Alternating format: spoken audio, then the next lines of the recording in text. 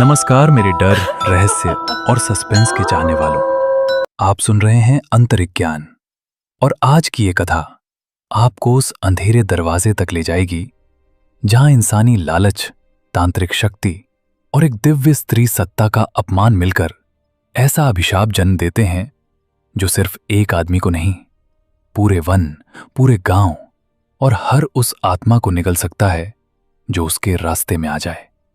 इसलिए इस कहानी को अंत तक जरूर सुनिए, क्योंकि शुरुआत में जो आपको सिर्फ एक गूढ़ साधना लगेगी, वही आगे चलकर एक ऐसी प्रलयंकारी रात में बदल जाएगी जहां चीखें भी कम पड़ जाएंगी और सन्नाटा भी डरने लगेगा।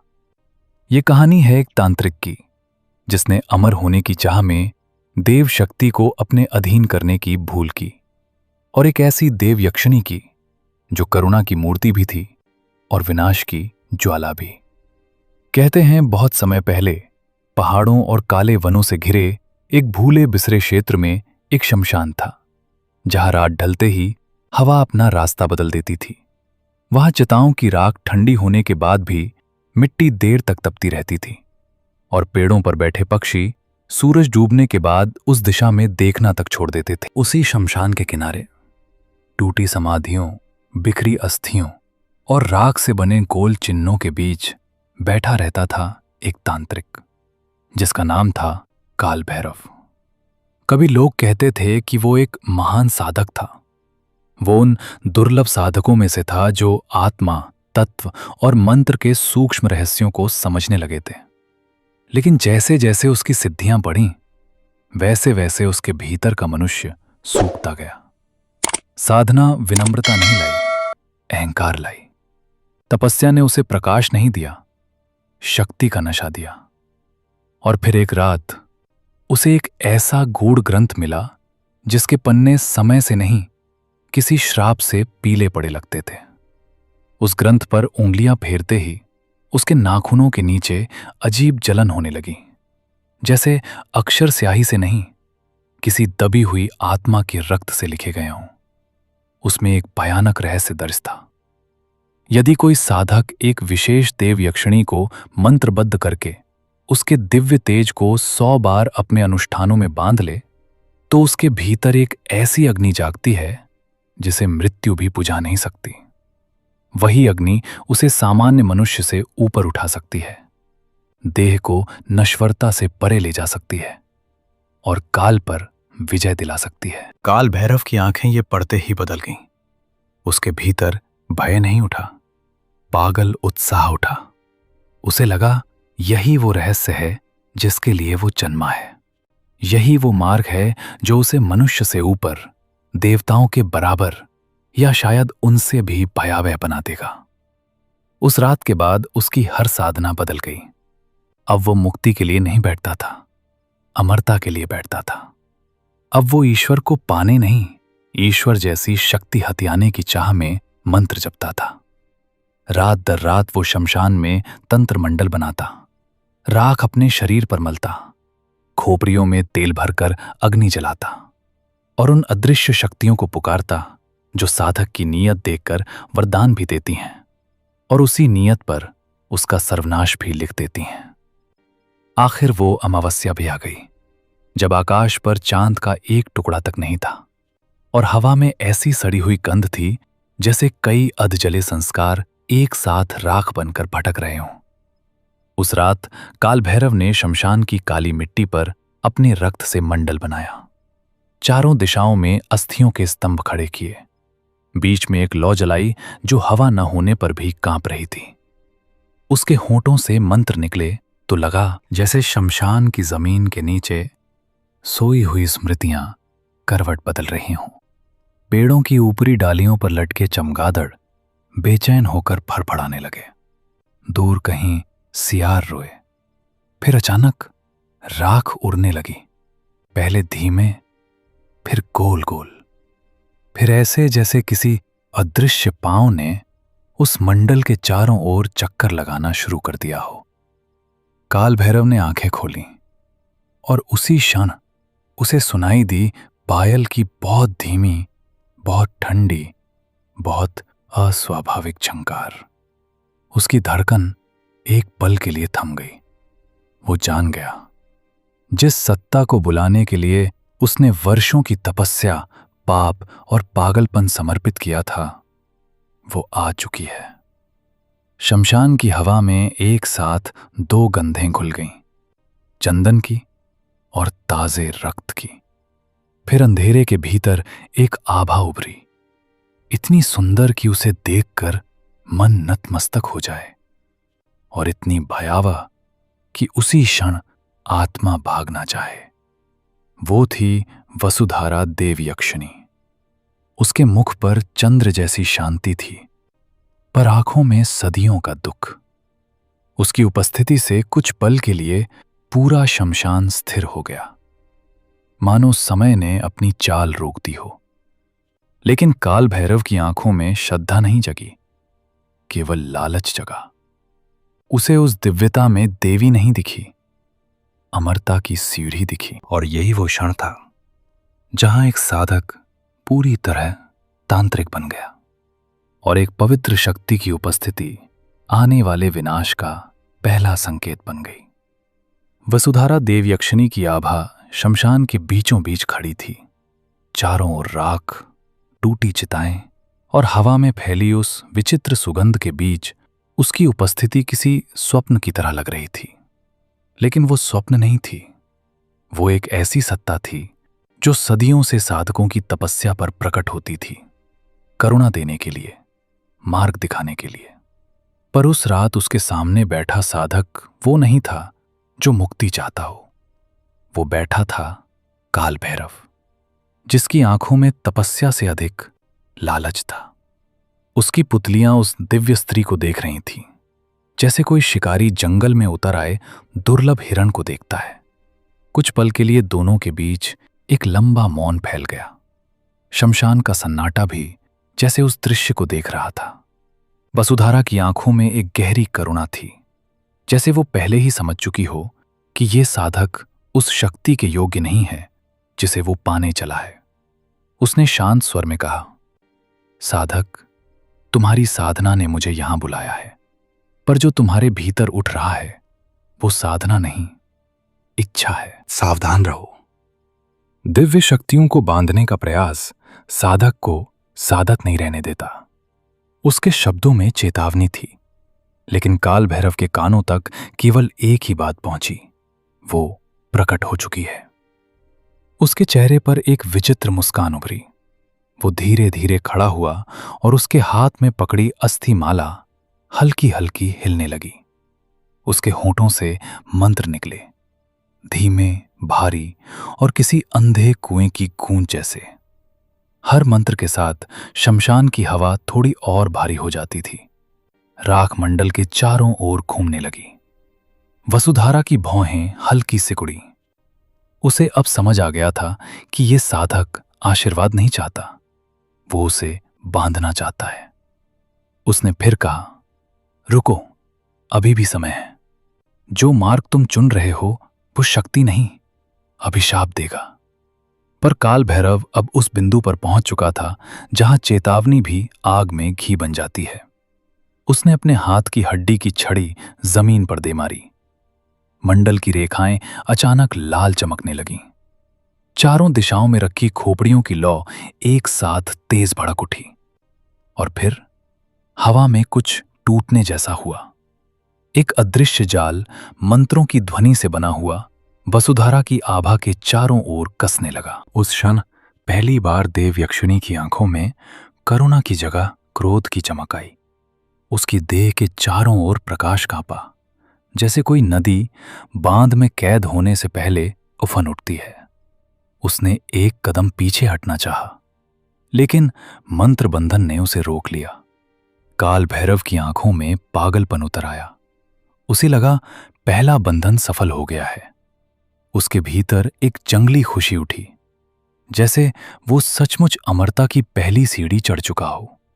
उसने गहरी सांस लेकर अगला मंत्र पढ़ा, वो मंत्र जो उस दिव्य शक्ति को उसके अनुष्ठानों में बांधने वाला था। शमशान की हवा अचानक ठंडी हो गई। पेड़ों की डालियां बिना हवा के हिलने लगीं। दूर कहीं कोई जानवर चीखा, और फिर सब कुछ शांत हो गया। केवल दो चीजें बची, मंत्रों की आवाज और उस दिव्य स्त्री की आंखें जिनमें अब करुणा नहीं, भयावह मौन क्रोध था। वो जानती थी ये साधक अब रुकेगा नहीं, वो बार बार यही करेगा जब तक उसका अहंकार उसे पूरी तरह अंधा न कर दे। लेकिन उसी क्षण जैसे किसी अदृश्य गहराई से एक बहुत हल्की फुसफुसाहट शमशान में गूंजी। ऐसी आवाज जिसे शायद केवल आत्माएं सुन सकती थीं। वो चेतावनी थी या भविष्यवाणी, कहना मुश्किल था, पर उसका अर्थ स्पष्ट था। जो शक्ति आज कैद हुई है वही एक दिन इस साधक की दुनिया को निगल जाएगी। और काल भैरव उस फुसफुसाहट से अनजान मंत्र जपता रहा। उसे नहीं पता था कि उसी रात उसने केवल एक देव यक्षिणी को नहीं बांधा, उसने अपने लिए एक ऐसा श्राप जगा दिया था जो धीरे धीरे उसके जीवन, उसके शरीर और उसके चारों ओर की हर आत्मा को निगलने वाला था। अमावस्या की वो रात बीत गई थी, लेकिन उसके बाद भी शमशान का सन्नाटा वैसा नहीं रहा जैसा पहले था। जैसे किसी ने उस भूमि के भीतर सोई हुई किसी प्राचीन शक्ति को जगा दिया हो। अगले कई दिनों तक काल भैरव उसी स्थान पर बैठा रहा। उसकी आंखों में नींद नहीं थी, केवल एक पागल प्रतीक्षा थी। वो जान चुका था कि पहली बार देवयक्षिणी को मंत्रों में बांधना संभव हो चुका है, और अब उसके भीतर केवल एक ही विचार घूम रहा था, यह अनुष्ठान 100 बार पूरा करना है। उसे विश्वास था कि हर बार के साथ वो शक्ति उसके भीतर उतरती जाएगी और अंततः वो मृत्यु से भी ऊपर उठ जाएगा। उस रात के बाद जंगल के जीव उस शमशान के पास आना छोड़ चुके थे। हवा भी वहां से गुजरते समय जैसे भारी हो जाती थी, पर काल भैरव को इन सब से कोई फर्क नहीं पड़ता था। उसके भीतर जो लालच चल रहा था वो किसी भी डर से बड़ा था। कई रातों बाद फिर एक अमावस्या आई।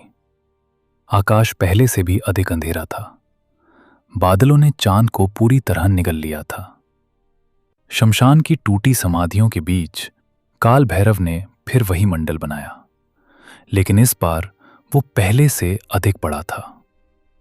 उसने चारों ओर और अधिक अस्थियां रखीं, खोपड़ियों में घी भरकर अग्नि जलाई और बीच में बैठकर अपनी आंखें बंद कर ली। उसके होंठों से मंत्र निकलने लगे, भारी, गहरे और अब पहले से भी अधिक खतरनाक।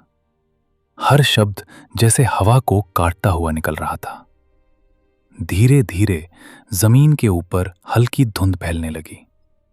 राख के कण उठकर गोल गोल घूमने लगे और फिर वही पायल की धीमी झनकार। वो आ चुकी थी।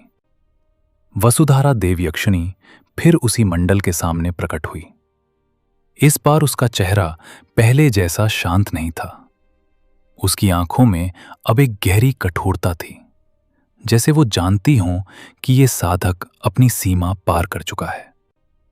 कुछ पल तक उसने काल भैरव को देखा, जैसे उसे आखिरी बार समझाने की कोशिश कर रही हो। फिर धीमे स्वर में बोली, तुम्हें चेतावनी दी थी, फिर भी तुम लौटे हो। क्या तुम समझते नहीं कि हर बार यह अनुष्ठान केवल शक्ति नहीं जगाता, कुछ और भी जगाता है। लेकिन काल भैरव अब चेतावनी सुनने के लिए नहीं बैठा था। उसने तुरंत मंत्रों का अगला क्रम शुरू कर दिया। मंडल की रेखाएं फिर लाल चमकने लगीं। हवा में एक अजीब कंपन फैल गया। इस बार बंधन पहले से अधिक तेजी से कसने लगा। वसुधारा के चारों ओर प्रकाश की लहरें उठीं, जैसे वो इस बार उस बंधन को तोड़ देना चाहती हो। पर मंत्रों की शक्ति और काल भैरव के भीतर का उन्माद दोनों मिलकर उस बंधन को और कठोर बना रहे थे। उसी क्षण शमशान की मिट्टी के नीचे कुछ हलचल हुई, पहले धीमी, फिर थोड़ी तेज, जैसे कोई सोया हुआ शरीर करवट ले रहा हो। काल भैरव का ध्यान मंत्रों में था, पर उसके कानों ने वो आवाज सुन ली। उसने एक पल के लिए आंखें खोली। सामने मंडल में कैद देवयक्षिणी थी, लेकिन उसके पीछे अंधेरे में कुछ और भी हिल रहा था। जमीन की राख अचानक फटने लगी। टूटी हुई चिताओं के नीचे से धुएं की पतली लहरें उठीं और फिर कहीं पास ही किसी की बहुत धीमी कराह सुनाई दी, जैसे कोई बहुत समय से दबी हुई आत्मा जाग रही हो। काल भैरव का हृदय एक पल के लिए कांपा। उसने तुरंत मंत्र और तेज पढ़ना शुरू कर दिया। उसे लगा शायद यह केवल शमशान की हवा का खेल है, लेकिन अगली ही क्षण उसके पीछे पड़े एक पुराने शव की उंगलियां हल्की सी हिल गईं।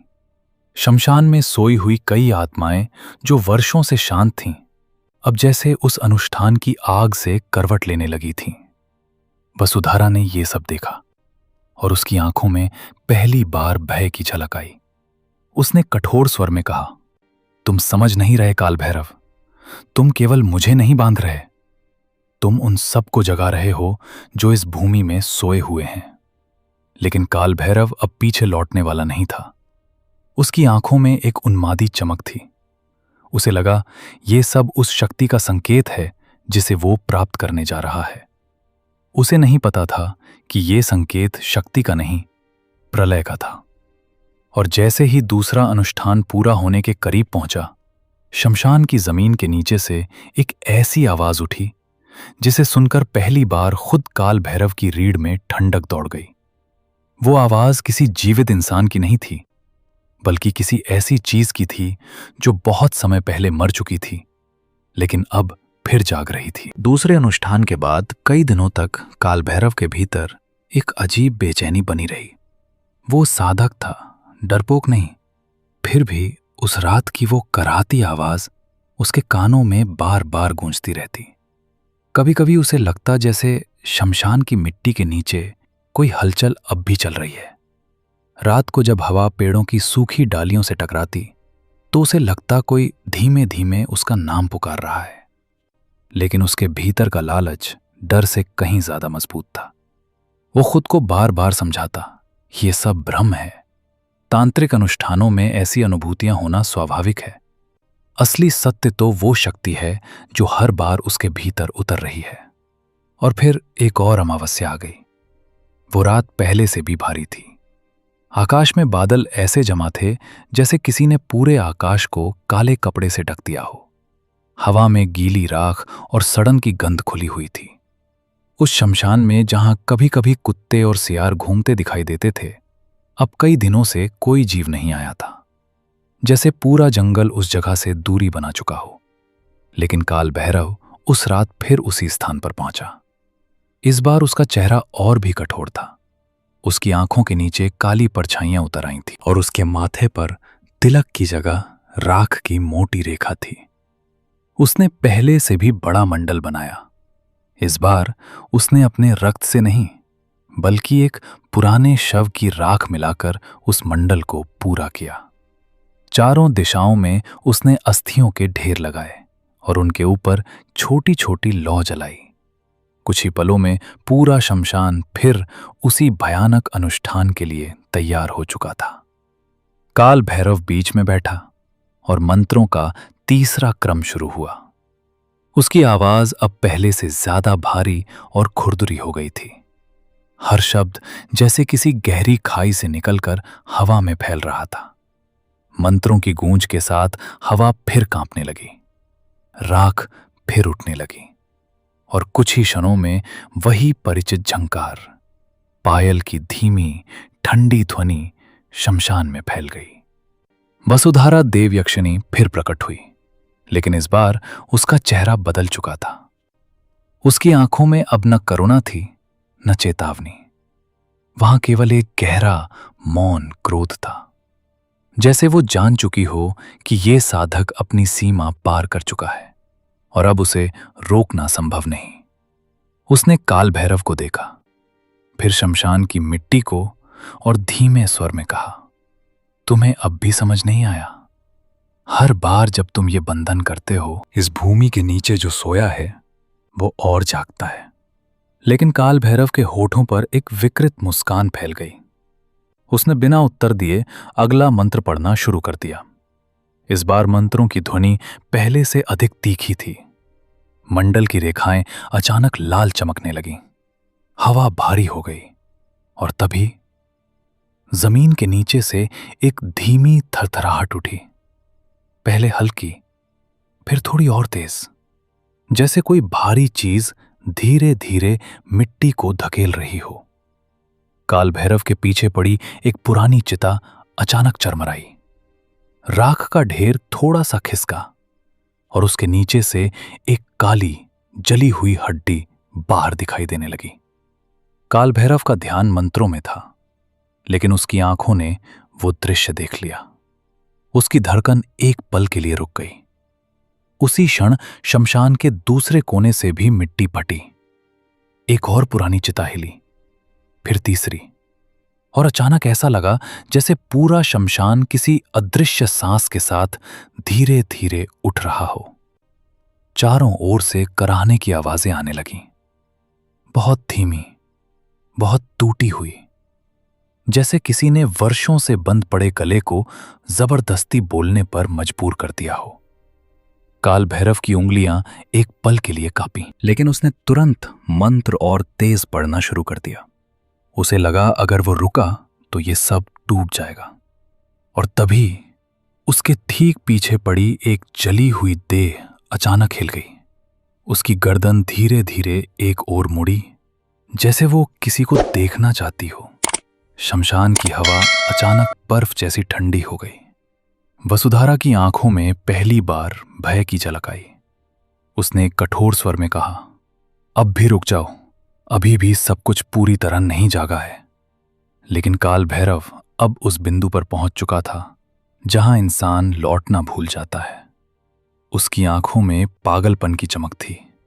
उसने आखिरी मंत्र पढ़ा और तीसरा अनुष्ठान पूरा हो गया। उसी क्षण शमशान की कई पुरानी देहें एक साथ हिल उठीं। कहीं कोई हाथ मिट्टी से बाहर निकला, कहीं किसी खोपड़ी की खाली आंखें अंधेरे में चमकने लगीं। और उस पूरे दृश्य के बीच काल भैरव खड़ा था, ये सोचकर कि उसने एक और शक्ति जीत ली है। लेकिन उसे ये समझ नहीं आया कि उसी क्षण उसने उस शमशान की मृत दुनिया को पूरी तरह जगा दिया था। तीसरे अनुष्ठान के पूरा होते ही शमशान का सन्नाटा पहले जैसा नहीं रहा। ऐसा लगा जैसे उस जगह की हवा ने अपना स्वभाव बदल लिया हो। जहां पहले राख और धुएं की गंध थी, अब वहां एक अजीब सड़ी हुई नमी फैलने लगी थी, जैसे बहुत पुरानी कब्रों की मिट्टी अचानक खुल गई हो। काल भैरव अभी भी मंडल के बीच खड़ा था। उसके चेहरे पर वही पागल संतोष था, जैसे वो कोई महान विजय हासिल कर चुका हो। उसकी सांसें तेज थीं, लेकिन आंखों में एक खतरनाक चमक थी। उसे लग रहा था कि हर अनुष्ठान के साथ वो उस शक्ति के और करीब पहुंच रहा है जो उसे मृत्यु से ऊपर उठा देगी। पर उसी क्षण उसने महसूस किया, शमशान अब शांत नहीं है। उसके चारों ओर हवा में बहुत हल्की हल्की आवाजें तैर रही थीं। पहले तो लगा जैसे सूखी पत्तियां आपस में रगड़ रही हों, लेकिन ध्यान से सुनने पर समझ आया वो फुसफुसाहट थी। बहुत सारी टूटी हुई, कराहती हुई फुसफुसाहटें, जैसे कई गले एक साथ बोलने की कोशिश कर रहे हों। काल भैरव ने धीरे धीरे गर्दन घुमाई। अंधेरे में चारों ओर राख के ढेर, टूटी चिताएं और आधी जली हड्डियां पड़ी थीं, लेकिन अब उनमें हल्की हल्की हरकत दिखाई देने लगी थी। कहीं कोई उंगली मिट्टी के ऊपर आकर फिर गायब हो जाती, कहीं राख के ढेर के नीचे कोई आकृति करवट बदलती दिखाई देती। काल भैरव की धड़कन पहली बार सचमुच तेज हुई। वो साधना का आदमी था, लेकिन यह दृश्य किसी साधना का हिस्सा नहीं था। तभी उसके पीछे से बहुत धीमी आवाज आई, एक लंबी कराह, इतनी ठंडी कि सुनते ही शरीर के भीतर तक बर्फ उतर जाए। उसने पलटकर देखा, वही जली हुई देह जो कुछ देर पहले मिट्टी से बाहर निकली थी, अब धीरे धीरे उठने की कोशिश कर रही थी। उसकी हड्डियां चरमराईं और उसकी खाली आंखों के गड्ढे अंधेरे में चमकने लगे। काल भैरव के गले में अचानक सूखापन उतर आया। उसने तुरंत अपने मंत्रों की माला कसकर पकड़ी और एक रक्षा मंत्र पढ़ना शुरू किया। उसकी आवाज इस बार पहले जैसी मजबूत नहीं थी। उसमें एक हल्की घबराहट घुल चुकी थी, लेकिन जो कुछ शमशान में जाग चुका था वो अब मंत्रों से डरने वाला नहीं था। चारों ओर से मिट्टी खिसकने लगी। कई पुरानी चिताओं के नीचे दबे शरीर धीरे धीरे ऊपर आने लगे। किसी का आधा हाथ, किसी की जली हुई पसलियां, किसी की टूटी खोपड़ी, जैसे पूरा शमशान अपने मृतकों को वापस बाहर निकाल रहा हो। हवा अचानक भारी हो गई। अब वो फुसफुसाहट साफ सुनाई देने लगी। दर्जनों टूटी हुई आवाजें जो एक ही बात दोहरा रही थी, जैसे कोई भूला हुआ दर्द अचानक शब्द बन गया हो। काल भैरव ने अपने चारों ओर देखा। अब वो अकेला नहीं था। राख और हड्डियों के बीच से कई काली आकृतियां धीरे धीरे उठ रही थीं और सबकी दिशा एक ही थी, मंडल के बीच खड़ा वो तांत्रिक। उसी समय मंडल के भीतर खड़ी वसुधारा देवयक्षिणी ने अपनी आंखें बंद कर लीं। कुछ क्षणों तक वो बिल्कुल स्थिर रही, जैसे किसी गहरे निर्णय में उतर गई हो। फिर उसने आंखें खोली और उस पल उसका चेहरा बदल चुका था। अब वहां वो शांत दिव्यता नहीं थी जो पहली रात दिखाई दी थी। अब उसके चारों ओर एक भयंकर तेज फैल रहा था, जैसे चंद्रमा के भीतर छिपी आग बाहर आ गई हो। उसकी आंखें गहरी और भयानक हो गईं। उसने धीरे से कहा, मैंने तुम्हें चेतावनी दी थी, बार बार दी थी, लेकिन तुम्हें केवल शक्ति चाहिए थी। अब देखो तुमने क्या जगा दिया। उसकी आवाज में अब करुणा नहीं थी, वो किसी निर्णय की घोषणा जैसी लग रही थी। काल भैरव पहली बार पूरी तरह अस्थिर हुआ। उसने चारों ओर देखा। मिट्टी से निकलती मृत देहें, कराती आवाजें और उस देव यक्षिणी का बदलता हुआ तेज। उसे अचानक समझ आने लगा कि शायद वो उस शक्ति को नियंत्रित नहीं कर रहा था, बल्कि वही शक्ति उसे धीरे धीरे उस बिंदु तक ले आई थी जहां से लौटना असंभव है। लेकिन तब तक बहुत देर हो चुकी थी। शमशान की कई मृत आकृतियां अब पूरी तरह खड़ी हो चुकी थीं। उनकी टूटी गर्दनें धीरे धीरे काल भैरव की ओर मुड़ी और उसी क्षण चारों ओर से एक साथ ऐसी कराह उठी कि पूरा जंगल कांप गया। वो आवाज किसी एक आत्मा की नहीं थी, वो सैकड़ों की थी और वे सब अब उसी तांत्रिक की ओर बढ़ रही थीं जिसने उन्हें जगाया था। शमशान की हवा अब पहले जैसी नहीं रही थी। वो भारी हो चुकी थी, इतनी भारी कि हर सांस लेते समय ऐसा लगता जैसे कोई अदृश्य हाथ सीने पर दबाव डाल रहा हो। काल भैरव अब मंडल के बीच खड़ा था, लेकिन उसकी आंखों में जो पागल आत्मविश्वास पहले दिखता था वो धीरे धीरे टूट रहा था। उसके चारों ओर जो कुछ उठ चुका था वो उसकी कल्पना से कहीं अधिक भयावह था। मिट्टी से बाहर निकली हुई जली हुई देहें, टूटी खोपड़ियां, हड्डियों के ढांचे, सब धीरे धीरे उसकी ओर बढ़ रहे थे। उनकी हरकतें धीमी थीं, लेकिन उनमें एक अजीब निश्चितता थी, जैसे उन्हें पता हो कि उनका लक्ष्य कौन है। शमशान के उस अंधेरे घेरे में अब केवल दो चीजें जीवित लग रही थीं, एक वो तांत्रिक और दूसरी वसुधारा देवयक्षिणी की वो भयानक आभा। काल भैरव ने कांपते हाथों से अपनी अस्थि माला पकड़ी और एक आखिरी रक्षा मंत्र पढ़ने की कोशिश की, लेकिन इस बार उसके शब्द टूट रहे थे। उसकी आवाज भारी हो चुकी थी। ऐसा लग रहा था जैसे शमशान की हवा ही उसके मंत्रों को निगल रही हो। उसी क्षण वसुधारा ने धीरे धीरे अपने हाथ उठाए। उसके चारों ओर फैलती आभा अचानक और तेज हो गई।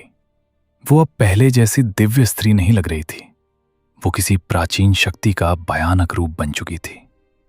उसकी आंखों में अब आग की चमक थी, ऐसी चमक जो केवल न्याय या विनाश के समय दिखाई देती है। उसने गहरी आवाज में कहा, तुमने शक्ति मांगी थी, लेकिन शक्ति कभी लालच को स्वीकार नहीं करती।